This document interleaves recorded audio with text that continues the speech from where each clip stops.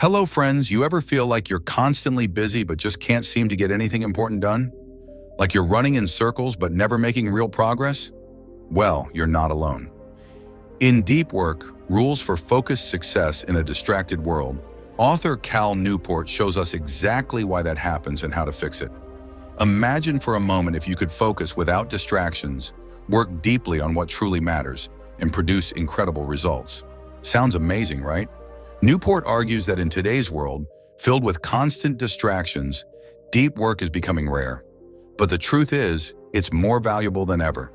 Whether you're a student, entrepreneur, or just someone trying to get more done, deep work is your key to real success.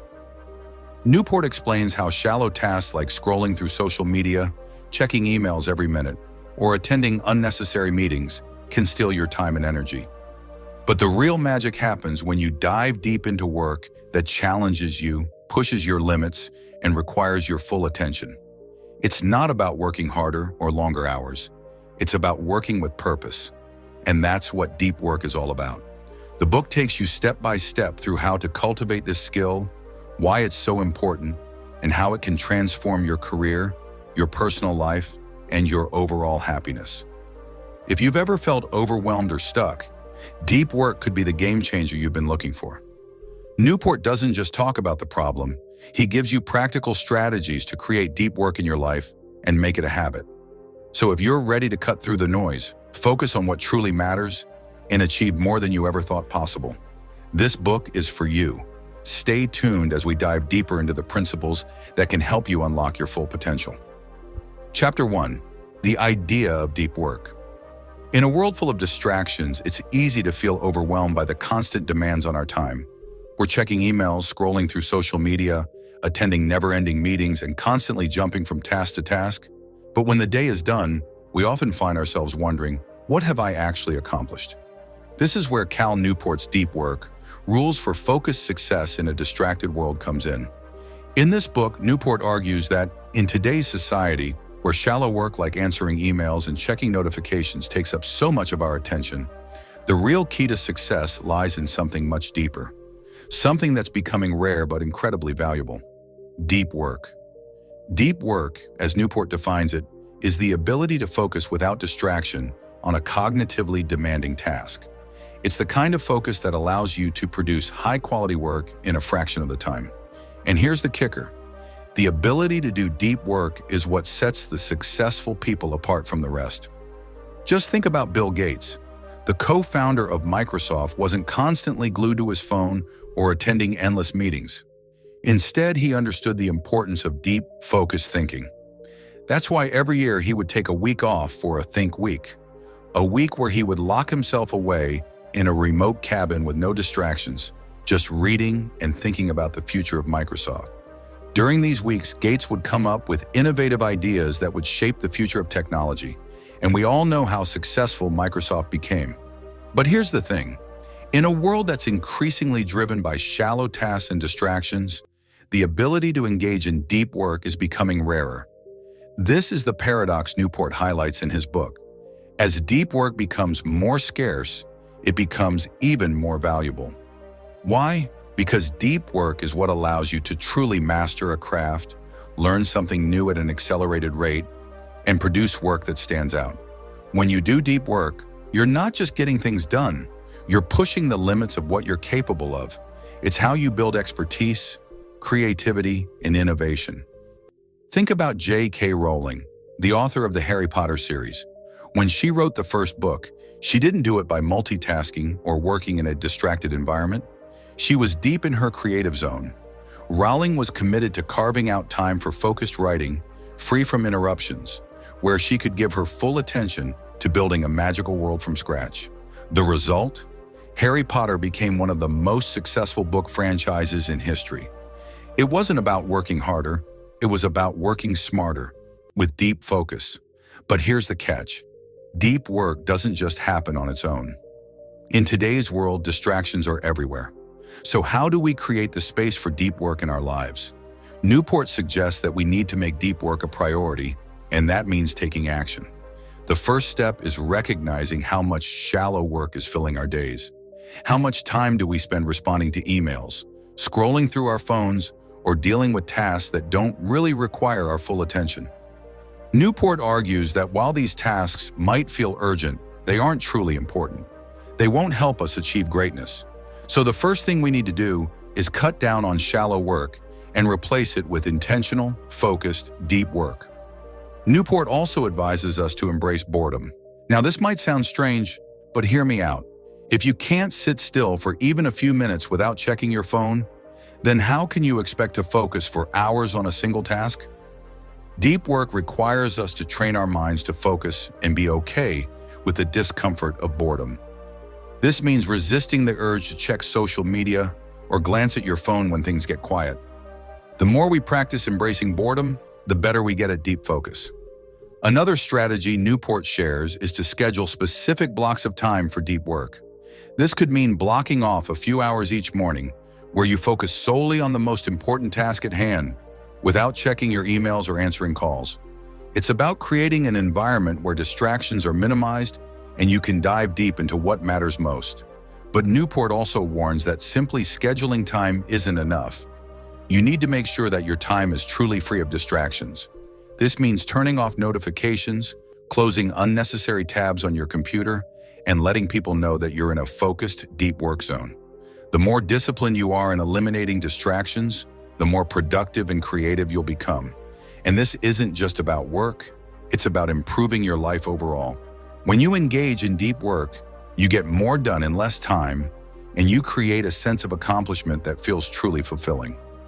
Deep work helps you build momentum, develop new skills, and create value in ways that shallow work never can.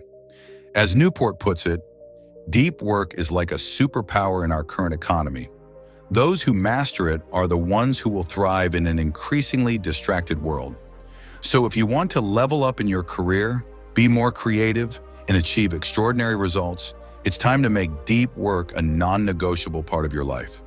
Start by carving out time for focused, distraction-free work, eliminate shallow tasks that steal your time, and practice embracing boredom.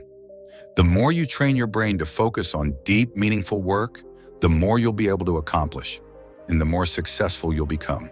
Chapter 2, the Deep Work Hypothesis. Imagine this. You're a student, a professional, or even a creative trying to make it in your field. The world around you is filled with noise. Constant distractions from your phone, social media, emails, and endless meetings. But what if I told you that the ability to focus deeply on a task without distractions could be the most important skill for success?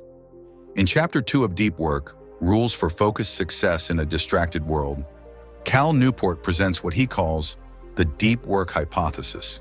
And let me tell you, it's a game changer. The hypothesis is simple yet powerful. The ability to perform deep work is becoming rarer in today's economy, but it's also more valuable than ever. Newport argues that in a world where shallow work and distractions have taken over, deep work is the differentiator that sets top performers apart from the rest. But here's the kicker. Most people don't even realize how much more productive and successful they could be if they simply committed to this type of focused, undistracted work.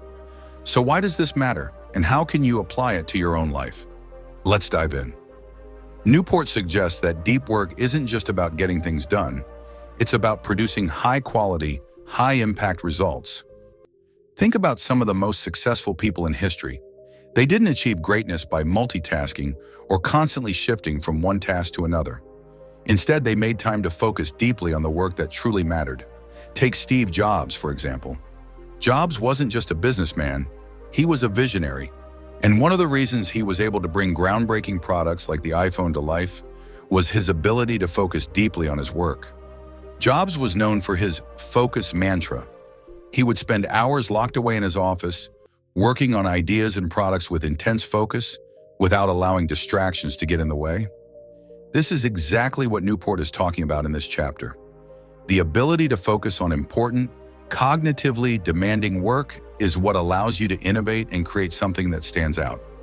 In today's world, it's all too easy to get sucked into shallow work, emailing back and forth, scrolling through social media, attending unproductive meetings. But deep work, as Newport points out, is the opposite of this. It's the work that challenges you, pushes your mental limits, and leads to results that truly make a difference. But here's the problem. As deep work becomes more valuable, it also becomes rarer.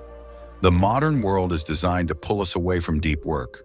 We're bombarded with notifications, emails, and the constant temptation to check our phones. We live in a world where multitasking is encouraged, even though it actually reduces our productivity and makes it harder to focus on complex tasks. Newport highlights a study by psychologist Clifford Nass, which shows that people who multitask are actually worse at focusing and retaining information. So while our brains are constantly being trained to juggle multiple things at once, we're losing the ability to concentrate deeply on any one thing. And that's where the opportunity lies. Newport argues that those who can overcome these distractions and reclaim the ability to focus deeply will have a huge advantage in the modern economy. Deep work is the differentiator between those who simply get by and those who make meaningful progress, innovate, and truly stand out in their field. Think about it this way. If you were to focus completely on one task for a few hours every day, without distractions, imagine how much more you could accomplish. You could learn a new skill faster, write a book, complete a project, or come up with a groundbreaking idea. The more you practice deep work, the better you get at it, and the more progress you make. Newport's hypothesis isn't just theoretical. It's backed by research and real-world examples of successful people. Take the example of Carl Jung, the Swiss psychiatrist and founder of analytical psychology. Jung understood the power of deep work, and he isolated himself for months at a time in a remote tower to focus on his writing, research, and ideas. This period of deep work was where Jung made some of his most important contributions to psychology. In today's fast-paced world, we may not have the luxury of spending months in isolation, but the principle still applies. Deep work leads to extraordinary results. Newport suggests that the first step to mastering deep work is to acknowledge its importance and actively seek out opportunities to practice it. Whether it's by carving out focused blocks of time during your day, eliminating distractions, or simply saying no to shallow tasks that eat up your time, you can start building the deep work habit. The key, Newport says, is consistency. It's not enough to try deep work once in a while and expect immediate results. Like any skill, it requires daily practice and commitment. You don't have to go full throttle all at once, but by gradually increasing the amount of time you spend on deep work, you'll start seeing significant improvements in both your productivity and the quality of your work. One thing Newport emphasizes is that deep work is not just for geniuses or people at the top of their fields. Anyone can do it. Whether you're just starting out in your career, a student, or an entrepreneur, deep work can be the key to unlocking your potential. It's a skill that's accessible to everyone, but it requires discipline, patience, and a willingness to shut out the distractions that are so prevalent in today's world. In summary, the deep work hypothesis is all about recognizing the power of deep, focused work in a world full of distractions. The ability to engage in deep work is becoming rarer, but it's also more valuable than ever. And by learning to focus without distractions, you can unlock your true potential, achieve extraordinary results, and stand out in a world where shallow work is the norm. So if you want to be more productive, more creative, and more successful, it's time to embrace deep work and make it a cornerstone of your daily routine. Chapter 3: Deep Work and the Internet. In today's world, the internet is an inseparable part of our lives. It's where we connect with others, learn new things, and even work. But what if I told you that the very thing we rely on for productivity and entertainment, the internet, could be the thing holding us back from achieving our best, deepest work?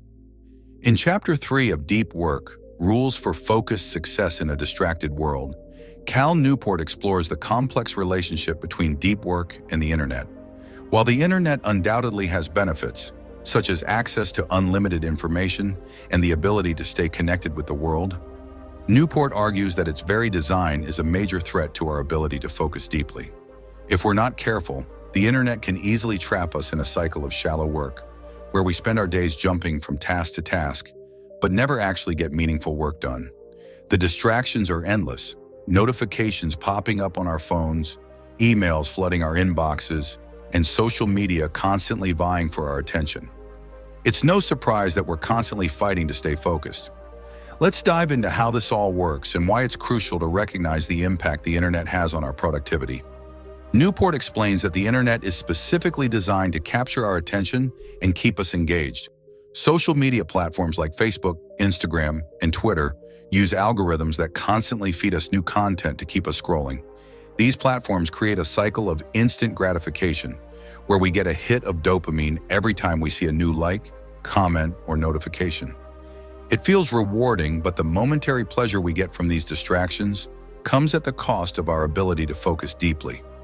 We're constantly pulled away from important, cognitively demanding tasks, unable to give our full attention to work that actually requires mental effort. Newport calls this the shallow work trap, the kind of work that doesn't push our cognitive limits, but still fills up our day. While shallow work might feel productive in the moment, it doesn't lead to the kind of deep mastery, creativity, or results that can make us stand out in our careers or personal lives. The internet is full of shallow work disguised as urgent tasks. Checking your email, responding to messages, or scrolling through endless news feeds might seem important in the moment, but they're not contributing to your long-term success. These tasks are like mental junk food. They fill up your day, but don't nourish your intellectual capacity. Newport emphasizes that the more we indulge in these shallow activities, the harder it becomes to engage in deep work. It's like training our brains to jump from one thing to the next without ever really focusing on anything for an extended period of time. This constant switching between tasks, or what we call multitasking, reduces our ability to concentrate and hampers our creativity. Our cognitive abilities are strained by these constant distractions, and we can't make the kind of intellectual progress that deep work demands. Think about it. How often do you find yourself trying to do a task, only to get sidetracked by a ping from your phone or an incoming email? By the time you refocus, you've lost precious minutes or even hours. But here's the real challenge. As shallow work becomes more common, deep work becomes rarer. The modern internet-driven economy rewards those who can work quickly and efficiently, responding to demands and tasks as soon as they come up. But quick work that is done in the middle of distractions is rarely high quality. In fact, it's the people who can manage to avoid these distractions and carve out uninterrupted time for deep, focused work who are the ones who make the biggest impact.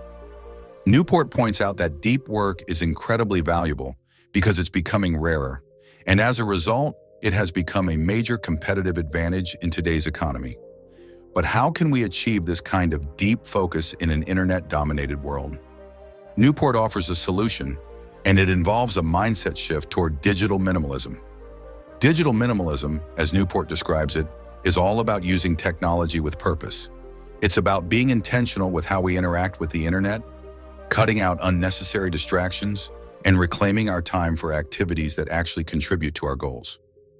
Newport's first piece of advice is to recognize that not all online activities are created equal.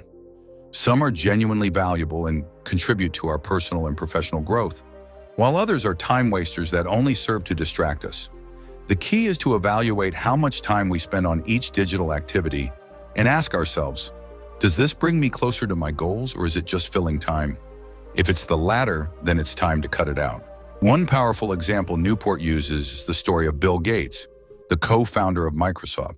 Gates understood the importance of deep work, and that's why he would regularly take time away from the internet to focus. Every year, Gates would take a week off, known as Think Week, where he would lock himself away in a remote cabin with no distractions. During this time, he would read, think, and reflect on the direction of Microsoft. This was deep work at its finest. Gates didn't allow the internet to pull him away from these moments of focused thinking. Similarly, Carl Jung, the famous Swiss psychiatrist, would isolate himself in a tower to write and work without distractions. These men understood that deep work required uninterrupted time and that constant internet distractions would only detract from their ability to create something meaningful. Newport's advice is clear. To engage in deep work, you need to minimize distractions and reclaim your time. He suggests that you set strict boundaries for when and how you use the internet. Instead of constantly checking emails or social media, allocate specific times in your day for these activities. The key is to create routines that allow for deep, uninterrupted work. This can be as simple as scheduling blocks of time in your calendar, where you focus solely on important tasks, turning off notifications, and setting boundaries around when and where you check your devices. Newport emphasizes that learning to embrace boredom is also crucial. In today's digital age, we are rarely bored. There's always something to look at on our phones or online. But true deep work requires the ability to sit with discomfort and resist the urge to distract ourselves. The more we practice this, the easier it becomes to focus on the work that really matters. Ultimately, Newport's message in this chapter is about taking control of your digital habits and using the internet purposefully. The internet is a tool, and when used with intention, it can be an asset. But when used mindlessly, it can easily sabotage your ability to engage in deep work. By embracing digital minimalism, setting boundaries, and prioritizing deep focused work, we can avoid the distractions that the internet throws at us and make real progress toward our personal and professional goals. Chapter 4. The Rule of Radical Focus. In today's world, distractions are everywhere. Whether it's the constant ping of your phone, an email notification, or the ever-present temptation of social media, staying focused has never been more difficult. But what if I told you that success in today's world doesn't come from being busy or checking off a never-ending to-do list? Instead, it's about something much more powerful. Focus. In Chapter 4 of Deep Work, Rules for Focused Success in a Distracted World, Cal Newport introduces the concept of the rule of radical focus, and this rule is a game changer.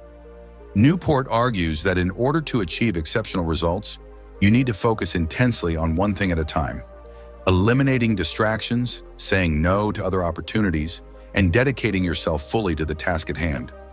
Now, I know what you're thinking, but how can I focus when there's so much going on around me? That's exactly what Newport addresses in this chapter. He explains that radical focus is not just about paying attention, it's about choosing what to focus on and dedicating your energy to it without dilution. In a world that constantly encourages us to multitask and spread ourselves thin, Newport's radical approach to focus might seem extreme, but let me tell you, if you can master this, you'll unlock a new level of productivity and creativity. To understand the power of radical focus, let's first look at the current reality we're facing. In the age of constant connectivity, it's easy to feel like we have to do everything at once. We check our emails, reply to messages, scroll through social media, and take on new projects, all while trying to get our primary work done. But here's the truth: multitasking doesn't work. Research shows that the human brain is not built to juggle multiple complex tasks at the same time. When you try to do too many things at once, your attention gets fragmented, and your ability to produce high-quality work is severely compromised. Newport illustrates this with the example of a study that found that people who multitask are worse at focusing and more prone to mistakes than those who concentrate on one task at a time. So while multitasking may seem like the key to being productive, it's actually a productivity killer. Now let's get to the heart of Newport's rule of radical focus. The idea is simple. If you want to do exceptional work, you need to eliminate distractions and focus exclusively on what's most important. This means saying no to everything that doesn't align with your deepest goals and priorities. Newport stresses that focus is not just about making time for your most important work, it's about protecting that time fiercely and making sure you're giving your full attention to the task at hand. Radical focus is about cutting out the noise and intentionally dedicating your mental and emotional energy to a single, meaningful objective. Newport doesn't just talk about focus in the abstract. He gives real-life examples of people who have mastered the art of radical focus. One of the best examples he shares is that of the renowned computer scientist, Donald Knuth. Knuth, widely considered one of the most brilliant minds in his field, built his career around deep work and radical focus. For years, Knuth followed a strict schedule where he would work on one task at a time, shutting out all distractions. In fact, he even went so far as to limit his use of email, writing only one letter a month to people who wanted to reach him. His radical focus allowed him to make groundbreaking contributions to the field of computer science, including the development of TeX, a typesetting system used worldwide. Knuth's story shows that success in a field like computer science doesn't come from spreading yourself thin, but from focusing all your energy on a single project, allowing you to go deep and make real advancements. But here's the catch. Radical focus requires a lot of discipline. In a world where we're constantly being pulled in different directions, the temptation to multitask or get distracted by new opportunities is always present. This is where the real challenge lies. Newport suggests that in order to maintain radical focus, you must set clear boundaries around your time and make deliberate choices about where you invest your energy. The key is to avoid shallow work at all costs, those low-value tasks that don't require much intellectual effort, like answering emails, attending unimportant meetings, or scrolling through social media. Instead, focus on deep work that truly advances your goals. Now, you might be thinking, but how do I know what to focus on? That's where the second part of the rule of radical focus comes in: intentionality. Newport advises us to get crystal clear on what our most important goals are, both short-term and long-term, and prioritize those above all else. He uses the example of the late Steve Jobs, who was a master of saying no to things that didn't align with his vision for Apple. Jobs was known for his ability to focus on only a few key projects at a time, ruthlessly cutting out anything that didn't contribute to his overarching goal of revolutionizing technology. By saying no to distractions, Jobs was able to pour all of his energy into the products and ideas that would change the world. The lesson here is that radical focus isn't just about saying yes to the right tasks. It's about saying no to everything else. And this applies to every aspect of our lives, from work to personal goals. If we want to achieve exceptional results, we need to stop spreading ourselves thin and start focusing on what truly matters. But focusing on one thing at a time doesn't mean you need to give up everything else. It's about being strategic with your time. Newport suggests batching your shallow work together in specific time blocks so that it doesn't mean you need to give up everything else. It's about being strategic with your time. Newport suggests batching your shallow work together in specific time blocks so that it doesn't interfere with your deep work. For example, you can set aside specific times each day to answer emails, return phone calls, or attend meetings, and then protect your deep work time with the utmost care. This allows you to still accomplish necessary tasks without letting them get in the way of your most important work. The key is to treat your deep work time as sacred and non-negotiable. Radical focus also requires us to be mindful of how we use technology. While technology can be an incredible tool for deep work, it can also be a huge source of distraction. Newport stresses that we need to be intentional about how we engage with the digital world. Instead of allowing constant notifications and updates to disrupt our flow, we must take control of our digital habits. For example, you can turn off notifications, set time limits on social media apps, or even take regular digital detoxes to give yourself uninterrupted time for focused work. By controlling our relationship with technology, we can create an environment that fosters deep work instead of shallow distractions. Finally, Newport reminds us that the rule of radical focus is not just for work. It applies to every aspect of our lives. If we want to be truly successful, we need to apply radical focus to our personal lives, relationships, and health as well. By focusing on the things that matter most and saying no to everything else, we can create a life that is both fulfilling and productive. This means investing time in what truly enriches us, whether it's spending quality time with family, pursuing hobbies, or engaging in activities that promote our well-being. In summary, Chapter 4 of Deep Work introduces us to the rule of radical focus, which is all about dedicating your time and energy to the things that matter most. By saying no to distractions and shallow work, and by intentionally focusing on a few key goals, you can achieve extraordinary results. Radical focus requires discipline, intentionality, and the ability to shut out the noise of the world around you. But when you master it, you'll unlock a level of productivity and creativity that will help you excel in both your personal and professional life. So the next time you feel pulled in 1,000 directions, remember the rule of radical focus. Choose your tasks wisely and give them your undivided attention. Chapter 5. Becoming a Deep Work Practitioner. In the previous chapters, we've explored what deep work is and why it's so valuable in today's distracted world. But now it's time to get real. How can you actually become a deep work practitioner? It sounds great in theory, but what does it look like in practice? Well, that's exactly what Cal Newport addresses in Chapter 5 of Deep Work. Rules for focused success in a distracted world. In this chapter, Newport outlines concrete steps you can take to cultivate deep work in your daily life and transform it from something abstract into a tangible habit. Becoming a deep work practitioner is about more than just understanding the value of focus. It's about making deep work a regular part of your routine and making it work for you, even in the face of the many distractions that plague our modern world. And the best part? It's absolutely possible, regardless of your field or your schedule. If you're someone who feels overwhelmed by the demands of daily life or feels like you can never find the time to focus deeply, this chapter will give you the roadmap you need to break free from shallow work and achieve your highest potential. Newport starts by acknowledging the fact that deep work isn't easy. Let's face it, focusing intensely on one task for an extended period of time is hard. Our brains are wired to seek out novelty and variety, and the constant stream of distractions from emails, social media, and notifications only makes it harder to concentrate. So the first step to becoming a deep work practitioner is to accept that deep work is going to require effort, commitment, and practice. Newport compares it to building a muscle.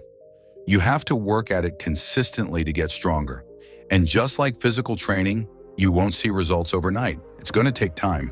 But the good news is, once you start practicing deep work, you'll see incremental improvements, and eventually you'll be able to maintain focus for longer periods, allowing you to produce work that's far beyond the shallow work that most people settle for. The first key principle to becoming a deep work practitioner is to schedule your deep work. Newport stresses that you can't expect to just find time for deep work. In our busy, distraction-filled world, time doesn't magically appear. If you want deep work to become a regular part of your life, you have to make time for it. And this means actively scheduling blocks of time in your calendar, just like you would any other meeting or appointment. Newport suggests that you start by scheduling at least one block of deep work time each day, preferably during the hours when you're naturally the most focused. For some, this might be early in the morning, while for others, it could be in the afternoon or evening. The key is to make this deep work block non-negotiable. Treat it like a priority, not a luxury. When you schedule deep work sessions, you're sending a clear message to yourself that this time is important. And just like you wouldn't cancel a meeting with your boss or a doctor's appointment, don't cancel your deep work time. Now you might be thinking, okay, but I have a million things to do, and deep work isn't the only thing on my plate. Newport gets that, and that's why he recommends using a fixed schedule productivity approach. This concept is simple but powerful. Set a fixed end time for your workday. By deciding in advance when you're going to stop working each day, you'll create a sense of urgency that encourages you to focus. Newport shares an example from his own life, where he only works during specific hours, typically in the morning and early afternoon, and then shuts off work for the rest of the day. This approach forces him to be highly productive during the hours he works, knowing that his time is limited. If you're someone who tends to work long hours, it might sound counterintuitive to limit your work time. But the truth is, setting a clear boundary helps you focus more intensely during your work hours and actually get more done. It's the opposite of working endlessly, and it's about working smart, not just long. Next, Newport emphasizes the importance of embracing boredom. I know, it sounds strange, right? But in today's world, we're constantly distracted by technology, whether it's the phone in our pocket or the internet right at our fingertips.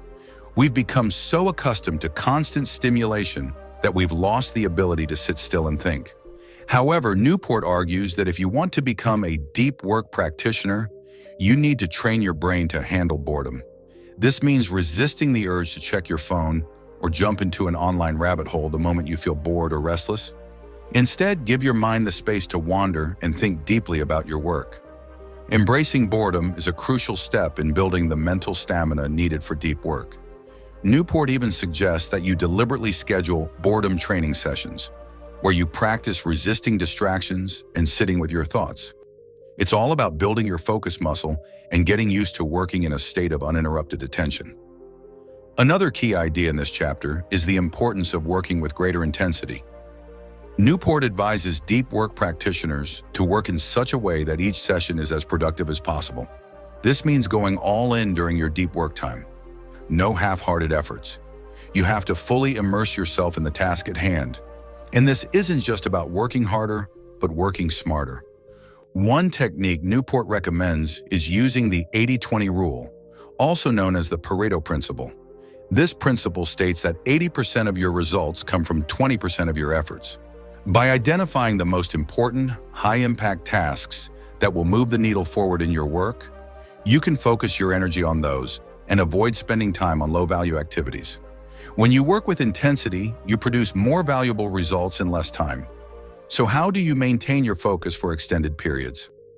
One powerful strategy Newport suggests is using the monastic approach to deep work. This means minimizing distractions by drastically reducing your exposure to shallow work. The idea is to structure your environment and schedule in a way that makes it easy for you to focus deeply. For example, you might choose to go offline for certain periods of the day or remove unnecessary apps from your phone. You could even consider taking regular deep work retreats, similar to how Bill Gates would do his annual Think Week, where he would isolate himself to focus deeply on one project. The monastic approach is about clearing away everything that gets in the way of your deep work, creating the mental and physical space to focus. Lastly, Newport talks about working with a greater sense of purpose. Deep work isn't just about getting things done, it's about doing work that's meaningful and that moves you closer to your long-term goals. Newport encourages deep work practitioners to reflect on the bigger picture and use that sense of purpose to fuel their focus.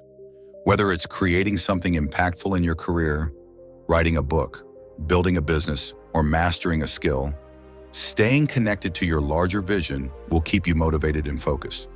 Purpose drives persistence, and when you have a clear understanding of why you're doing the work you're doing, it becomes easier to commit to the deep work process and push through any challenges that arise. So if you want to become a deep work practitioner, it's about creating a structured routine, eliminating distractions, and training your mind to focus intensely. It won't happen overnight, but with consistent practice, you can gradually shift from shallow work to deep work and experience the productivity and creativity that comes with it. Remember, deep work is a skill that can be developed, and the more you practice, the better you'll become at it. By following Newport's advice, scheduling deep work sessions, embracing boredom, and working with intensity and purpose, you'll unlock the ability to do extraordinary things.